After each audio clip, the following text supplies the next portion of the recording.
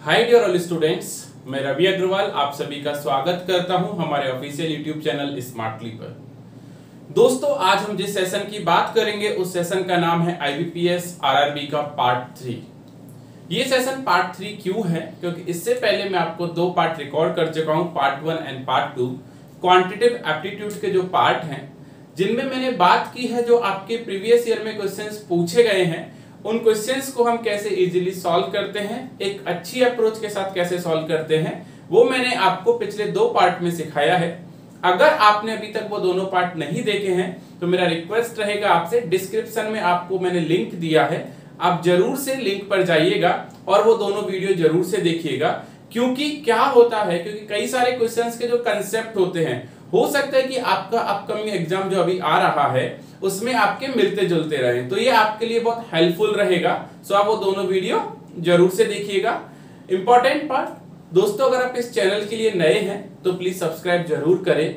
और important part एक और है, अगर आपको मेरे वीडियोस अच्छे लग रहे हैं और आप रेगुलर मेरे वीडियोस देख रहे हैं तो आप चाहते हैं कि आपके फ्रेंड्स भी मेरे वीडियोस देखें, तो प्लीज उनको शेयर जरूर कीजिएगा। आप जितना शेयर करेंगे उतना अच्छा रहेगा। अगर आप मेरे चैनल को शेयर करेंगे तो मैं जल्दी ही आपके लिए YouTube लाइव लेकर हाजिर होऊंगा। इंपॉर्टेंट पार्ट यही रहेगा। एंड एक और लास्ट पॉइंट, आप प्लीज पेन पेपर लेकर बैठिएगा। जैसा कि प्रीवियस दो सेशन हमने टाइमर के साथ बात किया था, थर्ड सेशन भी हम टाइमर के साथ बात करेंगे। फर्स्ट सेशन में हमने 16 क्वेश्चंस को सॉल्व किया था, पार्ट 2 में हम लोगों ने 12 क्वेश्चन को सॉल्व किया था।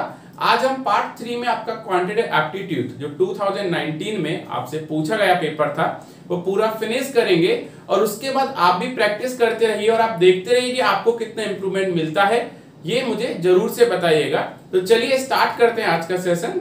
सो स्टूडेंट्स, आज के सेशन में हम सबसे पहले आपके प्रीवियस ईयर में जो पूछे गए थे 4 क्वाड्रेटिक इक्वेशन जो हैं उनकी बात करेंगे 1 by 1, और हम देखेंगे कि विद इन 1 मिनट, राइट, या 1 मिनट तो मैं एक क्वेश्चन का नहीं बोल रहा, याद रखना। कई लोगों को है ना माइंड में जाता है 1 मिनट में एक क्वेश्चन, नहीं, हार्डली 15 to 20 सेकंड में हम एक क्वेश्चन सॉल्व करेंगे, और हो सका तो उससे जल्दी भी सॉल्व करेंगे। पहले मैं आपको पूरा कंसेप्ट समझाऊंगा, उसके बाद अगर आप वो कंसेप्ट यूज भी नहीं करोगे और सीधा आप जाओगे तब भी आपका आंसर आ जाएगा। सो लेते हैं सबसे पहले number 1, number 2, number 3 and number 4 4 question from quadratic equation. आज के सेशन का क्वेश्चन नंबर 1 आपकी स्क्रीन पर, x² - 17x + 72 = 0, and second equation है y² - 17y + 70 = 0। आपका समय शुरू होता है अब।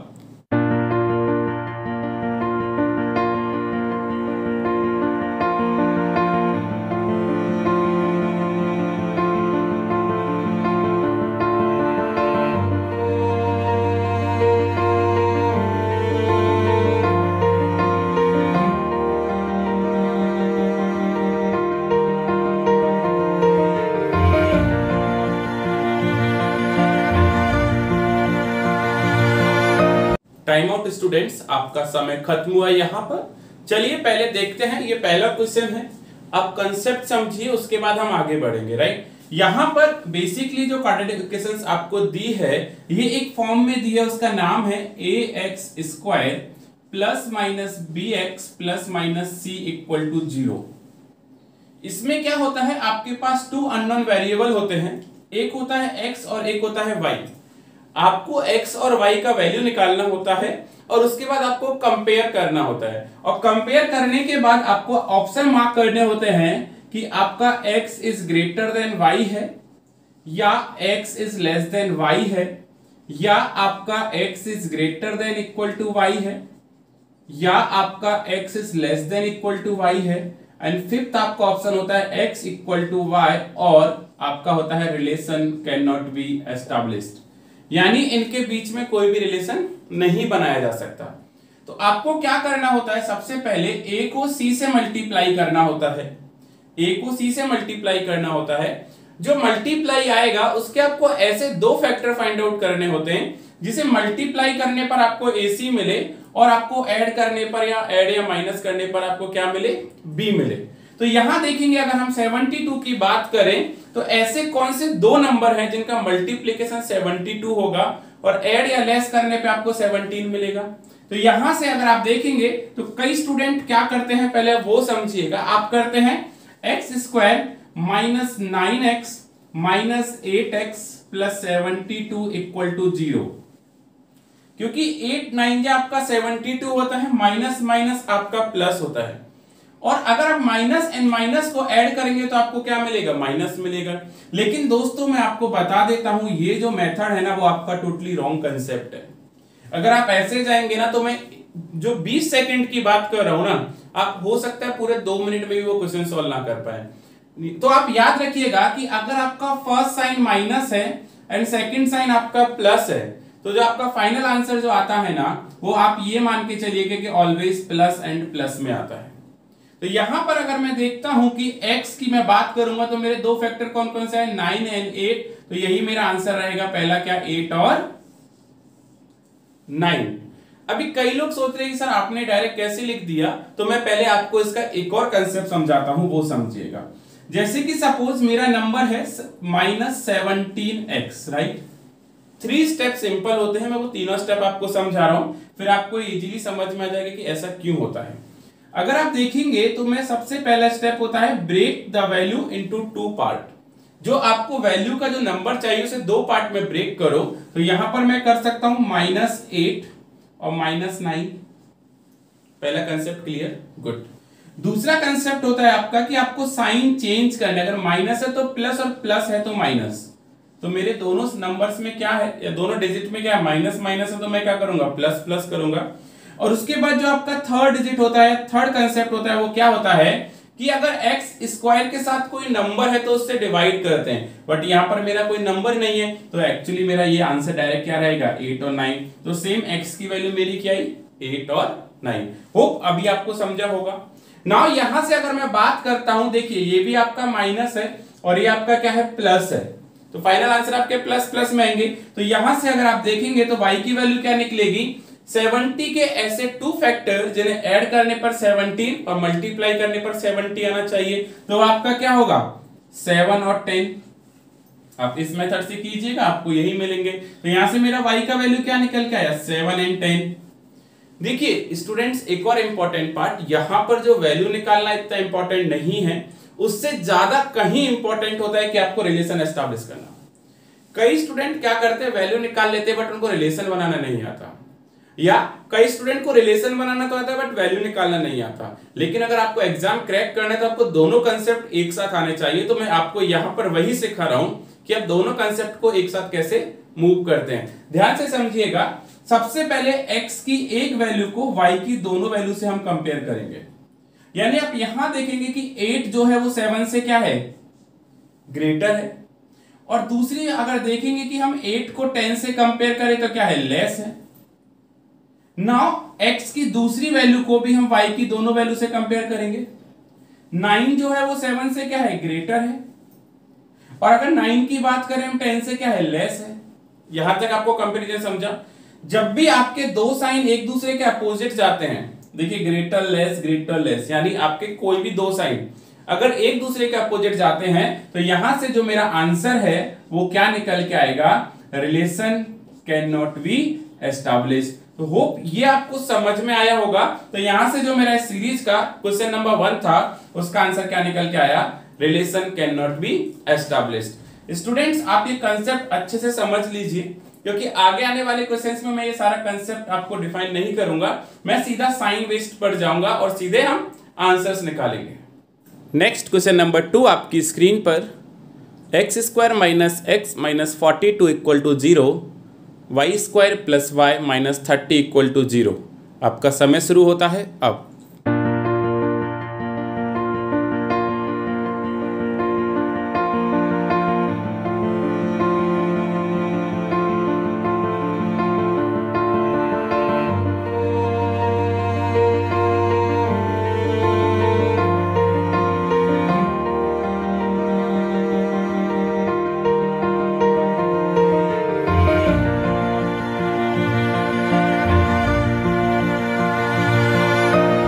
स्टूडेंट्स, समय खत्म हुआ आपका। यहाँ पर आप पहले ये समझिएगा कि इसका जो फाइनल आंसर रहेगा, पहले वो समझिएगा कि दोनों साइन अगर आपके माइनस एंड माइनस में है तो आपका फाइनल आंसर जो रहता है वो माइनस एंड प्लस में रहेगा।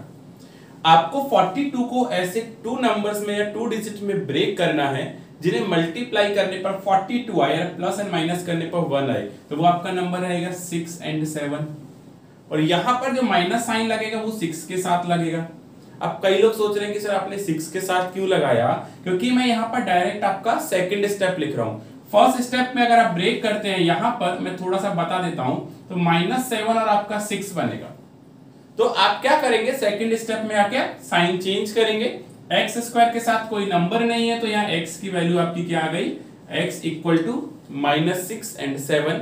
नाउ हम y की बात करते हैं। यहां पर अगर फर्स्ट साइन आपका क्या है प्लस एंड सेकंड साइन अगर आपका माइनस, तो आपका फाइनल आंसर भी किस में आता है, प्लस एंड माइनस में आता है। नाउ अगर हम बात करेंगे कि y में जो प्लस एंड माइनस में रहेगा, तो अगर आप देखें कि 30 के ऐसे कौन से 2 फैक्टर्स हैं, वो आपके क्या निकलेंगे, यहाँ पर 5 and 6 निकलेंगे, क्योंकि 6 5 जो आपका क्या होता है 30। अभी चेक कीजिएगा, ये प्लस है, ये प्लस है, तो आपका क्या रहेगा, फर्स्ट स्टेप में 6 प्लस रहेगा, तो सेकंड में आपके यहाँ क्या जाएगा, -6 and 5 आ जाएगा। आपको बस यही समझना है। अगर आपको डायरेक्ट सेकंड स्टेप नहीं समझता, तो आप साइड में क्या करो, ये वाला वैल्यू ब्रेक कर लो, तो यहाँ पे ये प्लस आएगा और ये माइनस आएगा, तो सेकंड में आपका आके चेंज हो जाएगा। नाउ अगेन हम कंपैरिजन स्टार्ट करते हैं किस किस के अंदर, x और y के अंदर। तो चेक कीजिए कि -6 और -6 क्या है, आपका इक्वल है। नाउ देखेंगे कि -6 + 5 से क्या है, छोटा है। नाउ 7 -6 से क्या है, बड़ा है। अभी आपको आगे नहीं जाना, क्योंकि आपके दो साइन एक दूसरे के अपोजिट हो गए, तो अगेन इस क्वेश्चन का आंसर क्या निकल के आएगा, relation can not be established. तो अकॉर्डिंग टू ऑप्शंस, आपका option number 5 is always right answer. तो यहां पर ऐसे क्वेश्चंस को सॉल्व करने के लिए आपको साइन को समझना बहुत इंपॉर्टेंट रहेगा। नेक्स्ट क्वेश्चन नंबर 3 आपकी स्क्रीन पर, x² - 9x + 20 = 0, y² - 15y + 54 = 0। आपका समय शुरू होता है अब।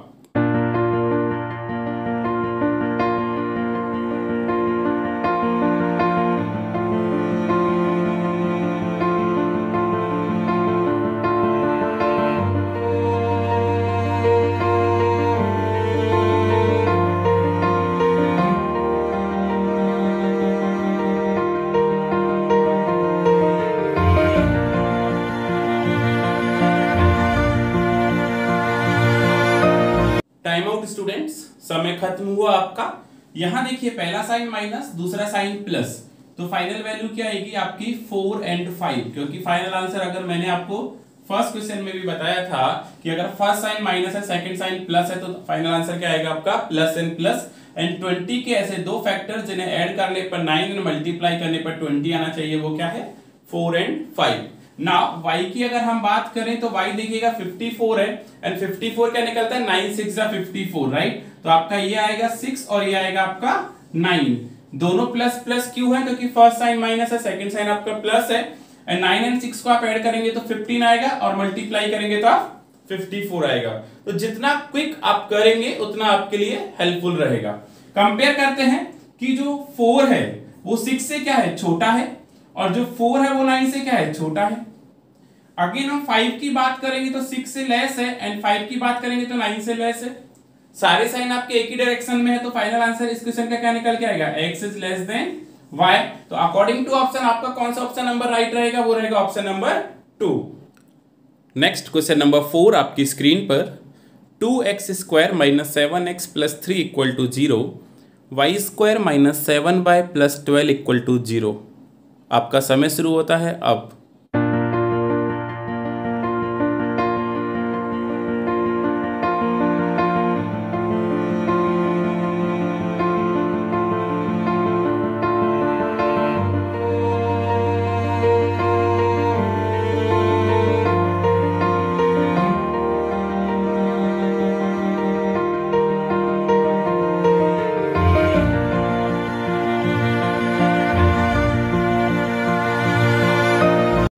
टाइम आउट स्टूडेंट्स, समय खत्म हुआ। यहां पर चेक कीजिएगा, माइनस प्लस फाइनल आंसर किस में आएगा, प्लस एंड प्लस में आएगा। यहां देखिए x² के साथ 2 है, तो आप मल्टीप्लाई करना मत भूलिएगा। 3 2 जा होता है 6, और 6 के ऐसे दो फैक्टर जिन्हें मल्टीप्लाई करने पर 6 एंड प्लस करने पर आपको क्या आना चाहिए 7, वो क्या रहेगा आपका 6 and 1 रहेगा। बट x का वैल्यू आप ये लिख के मत आ जाना, क्योंकि मैंने आपको थर्ड स्टेप बताया था कि x स्क्वायर के साथ अगर कोई नंबर है तो उससे डिवाइड करते हैं। तो अगर यहाँ x की वैल्यू देखेंगे तो 6 डिवाइडेड बाई 2 आपका आता है 3 और 1 डिवाइडेड बाई 2 आता है आपका 0.5। तो यहाँ पर x का वैल्यू क्या निकल के आया 3 एंड 0.5। नाउ अगर हम y की बात करें यहाँ पर तो माइनस एंड प्लस 7 लाना है तो दो फैक्टर कौन से होंगे 3 एंड 4, यानी मैं यहाँ डायरेक्ट लिख सकता हूँ 3 4 जा कितना होता है 12। अभी आप कंपेयर कर लीजिए। कंपेयर कैसे करते हैं, वही x की एक वैल्यू को y की दोनों से कंपेयर करते हैं तो x का यानी 3 इक्वल टू 3 होता है पहला। देन सेकंड देखेंगे कि 3 4 से क्या है लेस है। नाउ 0.5 को 3 से कंपेयर करेंगे तो अगेन लेस है एंड 0.5 को अगर आप 4 से कंपेयर करेंगे तो अगेन लेस है। यानी आपके चार साइन जो 4 साइन है वो कौन कौन से हैं, equal, less, less and less. तो यहां से आपका फाइनल आंसर क्या बनेगा, x is less than and equal to y। तो यहां पर अकॉर्डिंग टू ऑप्शन मेरा ऑप्शन नंबर 4 जो रहेगा वो मेरा क्या रहेगा, राइट आंसर रहेगा। तो स्टूडेंट यहां पर देखिएगा सबसे इंपॉर्टेंट पार्ट यही है आपके लिए कि आपको जो 4 साइन है, यानी यहां पर माइनस प्लस आता है, प्लस माइनस आता है, प्लस प्लस आता है, माइनस एंड माइनस आता है। अगर आपको ये चारों कंडीशंस अच्छे से याद है ना, तो ऐसे जो 5 क्वेश्चंस आपको एग्जाम में आते हैं, मैं आपको बोल रहा हूं, अगर आप एक अच्छी प्रैक्टिस के साथ अगर आप आरआरबी का एग्जाम देने जा रहे हो ना, तो लास्ट 1 मिनट में जो 5 क्वेश्चंस है ना, वो पांचों क्वेश्चन आप 1 मिनट में इजीली बना सकते। तो होप आप मुझे जरूर से बताइए जो 4 क्वेश्चंस मैंने समझाए वो आपको समझ में आए या नहीं। मुझे जल्दी से आंसर्स दीजिए, मैं वेट कर रहा हूं आपके आंसर्स का। नेक्स्ट क्वेश्चन नंबर 5 आपकी स्क्रीन पर, circle A has perimeter 110 centimeter and circle B has perimeter 132 centimeter. Find the difference of their radius. आपका समय शुरू होता है अब।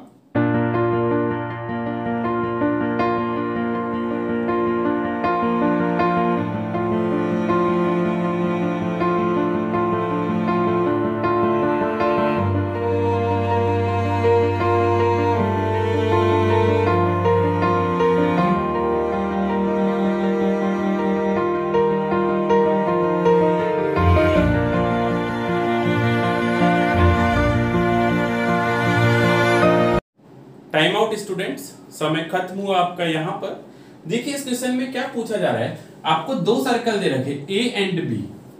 इसका पेरीमीटर है A का 110 सेंटीमीटर एंड B का पेरीमीटर है 132 सेंटीमीटर, और आपको क्या पूछा गया है कि इन दोनों के रेडियस का आप डिफरेंस बताइए। तो सबसे पहले आप स्टार्ट करने से पहले आप ये सोचिएगा कि जो सर्कल का पेरीमीटर होता है वो कितना होता है। तो सर्कल का जो पेरीमीटर की हम बात करें कि पेरीमीटर ऑफ सर्कल इस होता है हमारा 2 पाई r। दिस इज द कह सकते हैं कि पेरीमीटर ऑफ सर्कल। अगर हम यहां से a की बात करते हैं तो a इक्वल टू अगर हम बात करें कि 2 पाई r।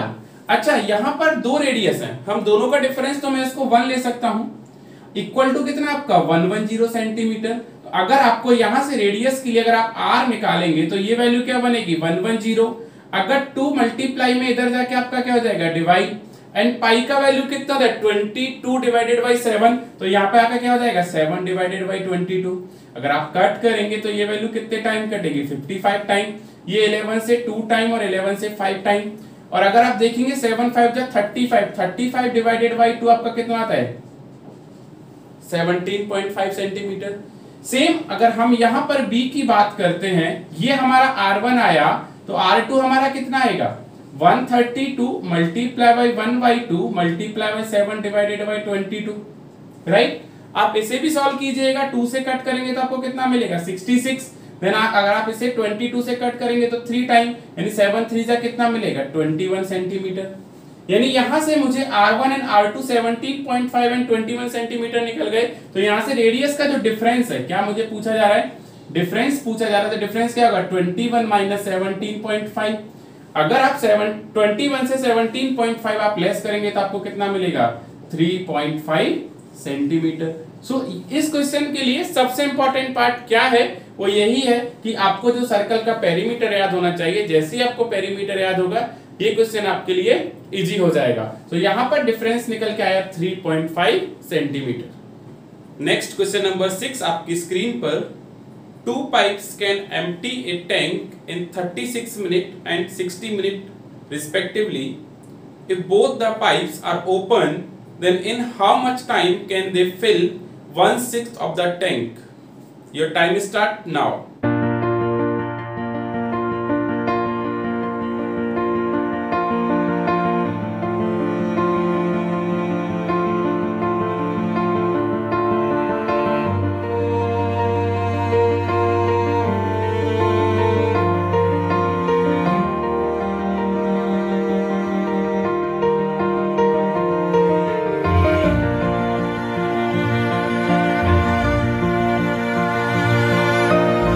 टाइम आउट स्टूडेंट्स, समय खत्म हुआ आपका। यहाँ पर देखिएगा कि सबसे पहले आप क्वेश्चन समझिएगा। दो पाइप्स है, pipe A and pipe B, एक टैंक को एम्प्टी कर रहे 36 मिनट में एंड 60 मिनट में, राइट। तो सबसे पहले आपको, और दूसरी चीज क्या पूछा, आपको टाइम पूछ रहा है किसका, 1/6 टैंक को फिल करने का। देखो आपको पहले 1/6 टैंक का फिल करेगा जब आपको टैंक की कैपेसिटी पता होगी। और टैंक की कैपेसिटी फाइंड आउट करने के लिए ऐसे क्वेश्चन में हम क्या करते हैं, इन दोनों वैल्यू का एलसीएम लेंगे। यानी यहाँ पर एलसीएम जो होता है वो मेरा कितना आएगा, 36 और 60 का 360। और जो एलसीएम होता है ना यहाँ पर, वो मेरा टाइम, यानी कह सकते हैं कि फुल वर्क होता है, टाइम एंड वर्क से लिया गया या पाइप एंड सिस्टम से लिया गया क्वेश्चन है। लेकिन जो 360 है वो मेरा यहाँ पर क्या है, मुझे इतना यूनिट वर्क करना है, ये मेरा टोटल वर्क है। मैं ऐसे कह सकता हूं, अगर ये मेरा टोटल वर्क है 360, तो आप देखेंगे कि एक मिनट में कितना खाली कर रहा है, पहले वो समझिएगा। ए अगर 36 मिनट में 360 लीटर को पूरा खाली कर देगा तो एक मिनट में कितना करेगा, 10 लीटर पर मिनट करेगा, नहीं करेगा, तो 360 डिवाइडेड बाई 60। और नाउ अगर हम बी की बात करेंगे, अगर बी 60 मिनट में पूरा 360 लीटर खत्म करता है तो एक मिनट में कितना करेगा, 6 लीटर पर मिनट करेगा, नहीं करेगा। यहां तक समझा आपको। दूसरी चीज आप ये देखिएगा कि 1/6 ऑफ द टैंक, पहले आप 1/6 कैपेसिटी तो निकालिए टैंक की। तो टैंक कितना है, 360 लीटर अगर टैंक है तो उसका 1/6 का कैपेसिटी कितना हो जाएगा आपका, 60 लीटर होगा, नहीं होगा। कैसे कि 360 डिवाइडेड बाई 6 आपको कितना निकल गया है, 60 लीटर। बस आपको यही फाइंड आउट करना है कि अगर एक 10 लीटर पर मिनट है और बी 6 लीटर पर मिनट है तो 60 लीटर को कितने टाइम में फिल करेगा। तो आप डायरेक्ट क्या कर सकते हैं, 60 डिवाइडेड बाई 16 कर सकते हैं। अगर आप देखेंगे इसे और कट करेंगे तो आप 4 से कट कर लीजिए, हाँ 4 से कट कर लीजिए, 4 4 जा 16 और 4 से कितने टाइम 15, तो कितना आएगा 15/4 मिनट। बस इतना सा ही तो आपको आंसर फाइंड आउट करना है यहाँ पर। तो इस क्वेश्चन का आंसर मेरा क्या निकल के आया, 15/4 मिनट। नेक्स्ट क्वेश्चन नंबर 7 आपकी स्क्रीन पर। A boat travels upstream a distance of 36 km in 2 hours and downstream a distance of 66 km in 3 hours. Find the speed of boat in still water. Your time start now.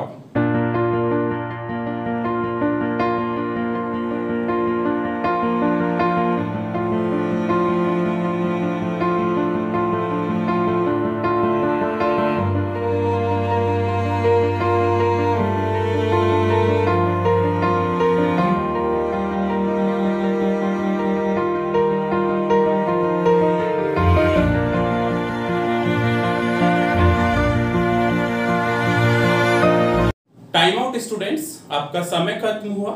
देखिए ऐसे questions की अगर हम बात करें ना, तो ये क्वेश्चंस रियली में बहुत इजी होते हैं, बिना पेन पेपर भी आप उठाए सॉल्व कर सकते हैं। बट आपको ये पता होना चाहिए कि स्पीड इन बोट या speed of boat in still water का फॉर्मूला क्या होता है। वो फॉर्मूला होता है आपका 1/2 up stream plus down stream. अब यहां पर देखेंगे कि अगर 36 किलोमीटर 2 आवर्स में कवर कर रहा है तो यहां पर 1 आवर में कितना कवर करेगा, 36 डिवाइडेड बाई 2 यानी 18।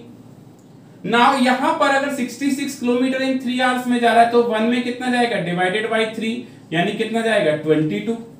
अगर आप 18 प्लस 22 करेंगे तो आपको कितना मिलेगा, 40। एंड 40 डिवाइडेड बाई 2 करेंगे तो आपको कितना मिलेगा, 20। तो मैं यहां लिख सकता हूं 20 kilometre per hour is the speed of boat in still water. तो अगर आपको फॉर्मूला याद है तो ये भी करने की जरूरत नहीं है, आप डायरेक्ट आंसर दे सकते हैं। तो यहां पर मेरा आंसर क्या निकल के आया, 20 kilometre per hour.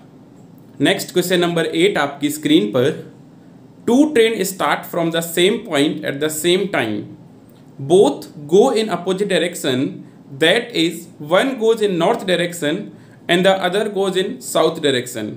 There speed are 18 meter per second and 12 meter per second.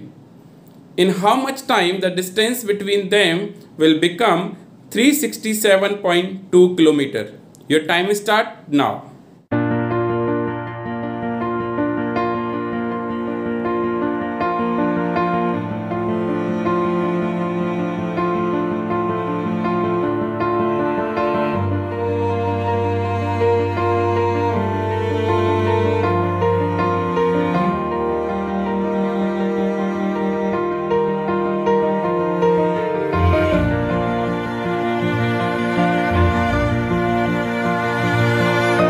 Time out students, समय खत्म हुआ आपका। यहाँ पर देखिए ये जो क्वेश्चन है वो लिया गया है टाइम, स्पीड एंड डिस्टेंस से।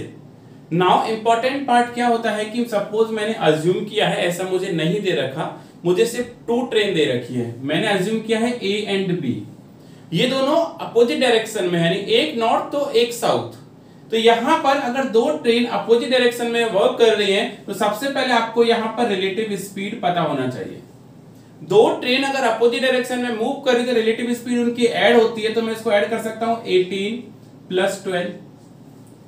बट इस चैप्टर में एक और कंसेप्ट होता है, वो क्या है कि मीटर के साथ सेकंड काम करता है, किलोमीटर के साथ आपका आवर्स काम करता है। तो मुझे क्या करना पड़ेगा, इस पूरे क्वेश्चंस को मेंटेन रखने के लिए, यूनिट्स को मेंटेन रखने के लिए मुझे एक ही यूनिट में कन्वर्ट करना पड़ेगा। सो मैं क्या करता हूं, मीटर पर सेकंड को क्या करता हूं किलोमीटर पर आवर में बदल सकता हूं। तो उसके लिए मुझे वैल्यू को 18 डिवाइडेड बाई 5 से मल्टीप्लाई करना होगा, और 18 प्लस 12 होता है 30, और आप कट करेंगे तो कितना आएगा 6, और 18 6 से आपका कितना होता है 108 किलोमीटर पर आवर। यानी मैंने यहां पर क्या निकाला, मेरी रिलेटिव स्पीड क्या है 108 किलोमीटर पर आवर। अभी मुझे यहां पर टाइम फाइंड आउट करना है, तो टाइम का जो फॉर्मूला होता है वो होता है डिस्टेंस अपॉन स्पीड, ये आपको पता होना चाहिए। डिस्टेंस अपॉन स्पीड है तो डिस्टेंस कितना दे रखा है मुझे 367.2, एंड अगर मैं स्पीड की बात करता हूं तो मुझे दे रखा है कितना 108। नाउ इंपॉर्टेंट पार्ट ये रहेगा कि इस बड़े फिगर को हम कैसे डिवाइड करें। तो यहां पर मैं एक बार फिर से रिक्वेस्ट कर रहा हूं, आपका ध्यान स्क्रीन पर होना चाहिए। मैं यहां पर आपको एक बहुत अच्छा ट्रिक देने जा रहा हूं। अब ट्रिक ये समझिएगा कि अगर आपको लगता है कि आपको कट नहीं करना, आपको डायरेक्ट जाना है, ऑप्शंस में अगर ऐसे ऑप्शंस होते हैं कि आप डायरेक्ट जा सकते हैं, तो वो कैसे जा सकते हैं कि आप 10 से अगर 36 को डिवाइड करोगे तो कितने टाइम जाएगा 3 टाइम, अगर 4 टाइम करेंगे तो 40 आ जाएगा। यानी मैं क्या कर सकता हूं कि अगर 108 से 367 को अगर मैं डिवाइड करता हूं तो 10 से कितने टाइम जाएगा 3, और 8 से कितने टाइम जाएगा मेरा 4, कह सकते हैं 8 3 जा 24 होता है, तो यहां पर 324 आ जाएगा। यानी 1083 जा कितना होता है 324। अगर 324 होता है तो मेरा रिमेनिंग कितना बन जाएगा यहाँ पर 3, और यहाँ पर कितना बच जाएगा 4। नाउ पॉइंट है तो मैं यहाँ पॉइंट लगाऊंगा और आगे क्या लिखूंगा 2।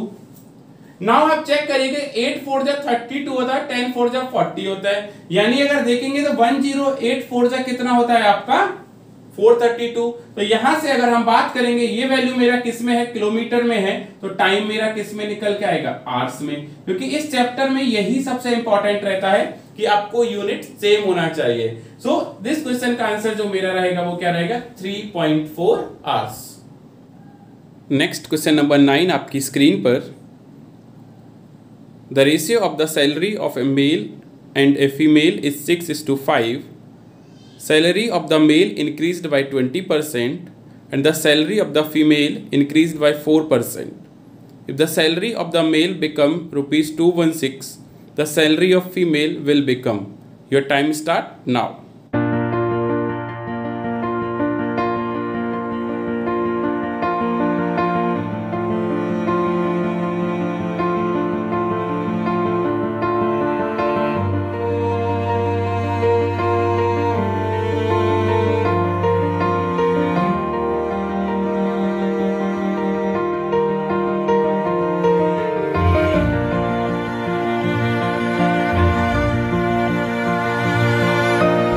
टाइम आउट स्टूडेंट्स, समय खत्म हुआ यहाँ पर आपका। देखिए क्या बोला जा रहा है, मेल एंड फीमेल का आपको रेशियो दे रखा है 6:5। ना बोला जा रहा है कि मेल की सैलरी में अगर 20% इंक्रीमेंट होता है और फीमेल की सैलरी में अगर 4% इंक्रीमेंट होता है तो मेल का सैलरी जो है वो बन जाता है 216, तो फीमेल का क्या बनेगा। तो ध्यान से समझना कंसेप्ट, अगर उसका सैलरी 6 है, रेशियो में अगर 6 है, अगर 20% इंक्रीज होता है तो मैं क्या लिख सकता हूं, 6 मल्टीप्लाई बाय 120/100, क्योंकि इंक्रीज हुआ है, इंक्रीज 100 यानी बेस से इंक्रीज होता है। अगर यहां देखेंगे तो 5 और यहां देखेंगे तो आप 6, और 6 को 6 से मल्टीप्लाई करेंगे कितना आएगा 36, 36 डिवाइडेड बाय अगर 5 हम बात करेंगे तो आपको कितना आएगा 7.2 आएगा। नाउ अगर आप यहां बात करेंगे तो यहां देखिएगा कि 5 का कितना हो रहा है 104/100 हो रहा है। नाउ ये 4 से 25 टाइम और ये 26 टाइम, और 5 से ये कितने टाइम करता है 5 अगर आप डिवाइड करेंगे तो आपको कितना मिलेगा 5.2। नाउ यहां से अगर मैं सोचता हूं या बोलता हूं कि अगर 7.2 का वैल्यू अगर 216 है तो मुझे सिर्फ और सिर्फ 5.2 का वैल्यू फाइंड आउट करना है। This is the my main equation. तो आप क्या करेंगे, यहां पर आप लिख सकते हैं 216 divided by 7.2 multiply by 5.2। Now अगर देखेंगे तो पॉइंट से मेरा पॉइंट हट जाएगा। अगर आप इसे डिवाइड करेंगे तो आप 4 से डिवाइड कर सकते हैं, राइट। 4 से डिवाइड करेंगे कितना आएगा 4 1 जा 4 और 4 8 जा 32। नाउ अगर आप इसे डिवाइड करेंगे या तो आप डायरेक्टली डिवाइड कर लो, ये बेटर रहेगा, या चलो 4 से कर दे, 4 से कर लेते हैं। देन 4 5 जा 20 और 4 4 जा 16। देन 18 3 जा कितना होता है मेरा 54। नाउ मुझे 52 को किससे मल्टीप्लाई करना है 3 से मल्टीप्लाई करना है। तो 5 को अगर मैं 3 से मल्टीप्लाई करूं 15 और 3 को 2 से, यानी मुझे क्या मिलेगा यहाँ पर 156। तो अगर यहां पर मैं देखता हूं कि फीमेल में अगर मैं 4% इंक्रीमेंट करता हूं तो यहां पर x इक्वल टू क्या आएगा 156। नेक्स्ट क्वेश्चन नंबर 10 आपकी स्क्रीन पर। A vessel contains 64 liter of pure milk and 20 liter of water. 1/4 of the mixture is taken out and x liter of pure milk is added in the vessel. What is the value of x if milk is 4 times the water in the final mixture? Your time start now.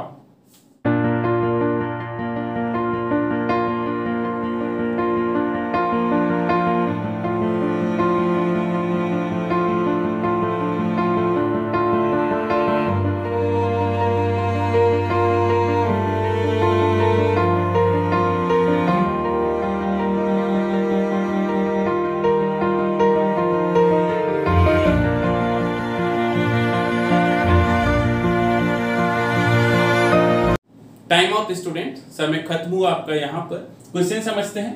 64 litre pure milk है and water है 20 litre. 1/4 of the mixer उसने क्या किया बाहर लिया है, और आपको बोला है कि x litre of pure milk फिर से उसने ऐड किया है, और उसके बाद आपको x की वैल्यू फाइंड आउट करनी है। यानी आपको x लीटर कितना लीटर मिल्क ऐड किया है, उसके बाद जो मिल्क एंड वाटर का रेशियो वो कितना बन गया 4:1। तो पहले आप ये समझिएगा कि टोटल मिक्सर कितना है। टोटल मिक्सर है 64 + 20 यानी 84 लीटर है। तो उस 84 लीटर में से आप पहले ये चेक कीजिएगा कि उसने मिल्क कितना निकाला। तो अगर हम यहां पर बात करें 1/4 यानी 1/4 तो 25% होता है, तो 64 में से कितना निकाला उसने मिल्क 16 निकाला, और निकालने के बाद उसने क्या किया है x litre milk pure add किया है। यहां तक समझा। उसके बाद उसने क्या किया है 20 में से कितना लीटर निकलेगा 25 यानी 5 लीटर निकलेगा, और उसके बाद आपका रेशियो क्या बन रहा है 4:1 बन रहा है। तो यहां पर आप देखेंगे 64 से 16 जाएगा तो कितना आएगा 48 + x, और ये 20 - 5 आप लिख सकते हैं 15 = 4:1 लिख सकता हूं मैं, डेफिनेटली लिख सकता हूं। आप ये समझिएगा, कई लोगों को ये नहीं समझा, ये मैंने क्यों लिखा। ये जो 1/4 मिक्सचर है ना, वो 1/4 मिक्सचर मिल्क एंड वाटर का निकला है। 1/4 होता है कितना 25%। अगर आपको ये भी नहीं समझा तो 4 से अगर आप 64 को कट करेंगे तो 16, एंड 4 से आप 20 को कट करेंगे तो आपको कितना मिलेगा 5। होप अभी समझे आपको, गुड। नाउ यहां पर देखेंगे तो माइनस करेंगे तो 48 आएगा, क्रॉस मल्टीप्लाई करेंगे तो कितना आएगा 48 + x = 15 4 जा 60। तो x = यहां पर मेरा सीधा सीधा आंसर क्या निकल के आया 12 लीटर। यानी मैं यहां पर कह सकता हूं कि जो x litre pure milk add किया वो कितना था मेरा 12 लीटर। तो यहां पर मेरा आंसर क्या निकल के आया x इक्वल टू, देखिए अगर आपको ऐसे भी नहीं सॉल्व करना है ना तो आप ऑप्शन से भी जा सकते हैं।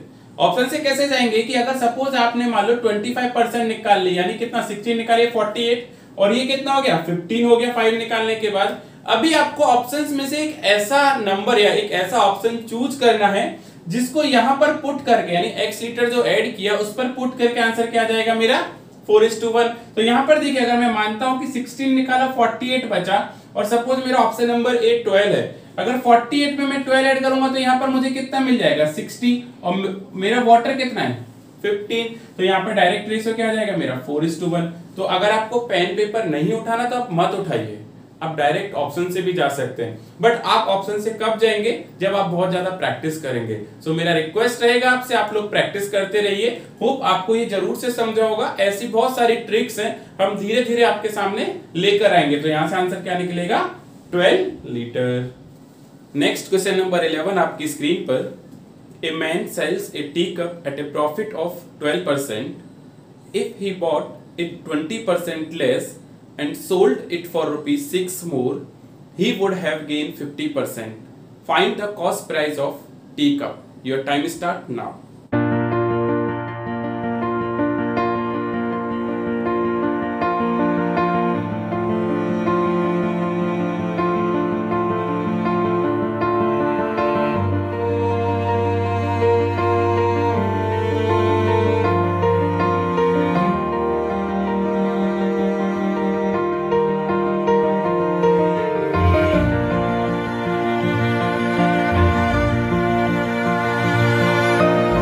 टाइम आउट स्टूडेंट्स, समय खत्म हुआ। यहाँ पर आपको क्या बोला जा रहा है कि एक टी कप को 20% प्रॉफिट पर अगर सेल करता है।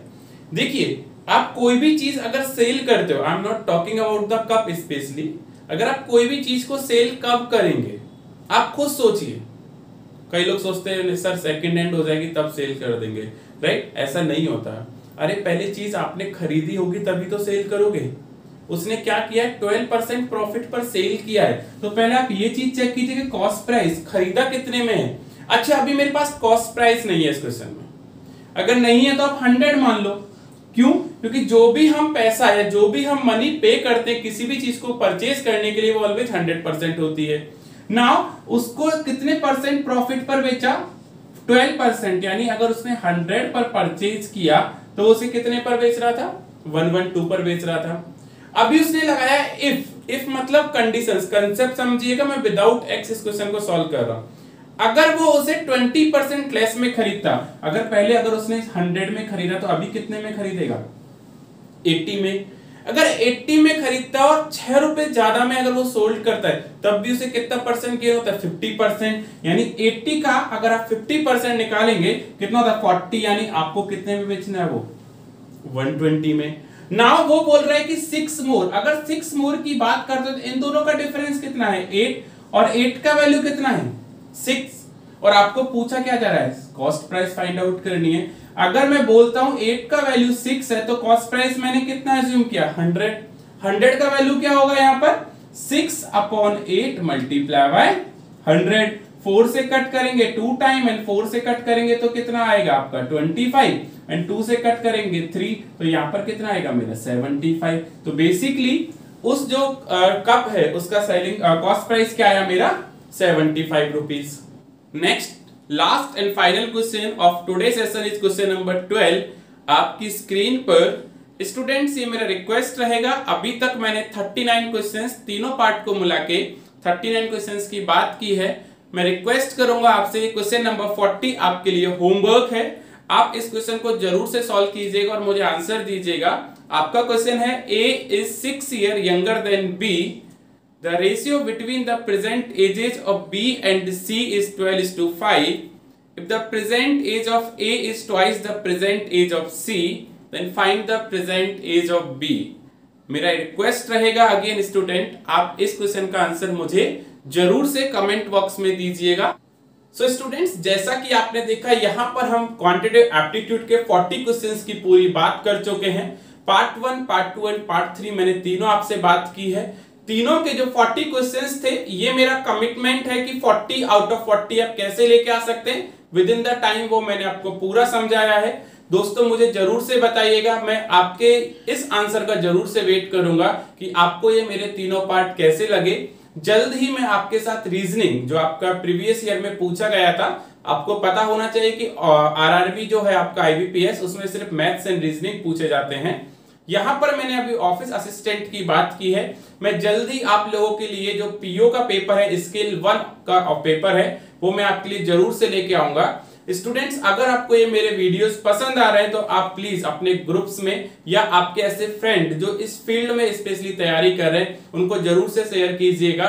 और आप इस चैनल के लिए नए हैं तो मेरा रिक्वेस्ट है आप प्लीज सब्सक्राइब जरूर कीजिएगा, बेल आइकन को प्रेस करना ना भूलें and please leave your feedback, आपको कैसा लग रहा है। आज के लिए हम इतनी ही बातें करेंगे, जल्दी हाजिर होऊंगा आप लोगों के साथ रीजनिंग के लिए। आज के लिए इतनी ही बातें।